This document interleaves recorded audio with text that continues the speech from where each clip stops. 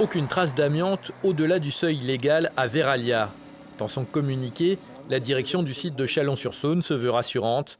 Plusieurs contrôles auraient été effectués après l'incendie sur le four numéro 1 en juillet dernier. Il n'y aurait pas de danger pour les employés de l'usine ni pour les habitants proches du site. Des analyses qui n'ont pas convaincu la CGT qui a déclenché hier un droit d'alerte. Déjà, la direction, elle avance un contrôle de l'air le 18 juillet, où elle nous a donné les résultats le 31 décembre, donc très réactif. Et dans son communiqué, elle annonce un deuxième contrôle amiante en novembre, sauf qu'en novembre, elle parle d'un contrôle amiante qui a été effectué dans un autre atelier, pas au four mais à l'atelier moule.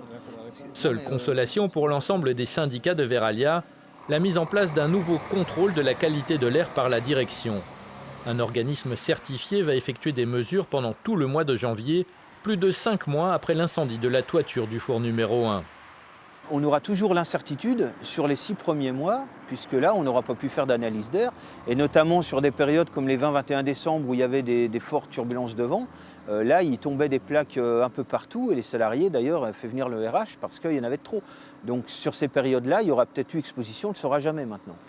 À l'hôtel de ville, le maire estime que les analyses prévues par l'entreprise sont nécessaires, mais pas suffisantes. J'ai sollicité l'État, en particulier par l'intermédiaire de monsieur le sous-préfet, pour que l'agence régionale de santé puisse effectuer des tests à l'extérieur de l'entreprise pour que nous ayons une double mesure, la mesure à l'intérieur et la mesure à l'extérieur, pour que nous soyons absolument certains qu'il n'y a pas de danger.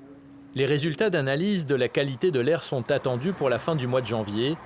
Si aucune trace d'amiante n'est trouvée, les toitures en fibrociment devraient rester en place jusqu'à la fin de vie programmée des fours, 2024 pour le four numéro 1.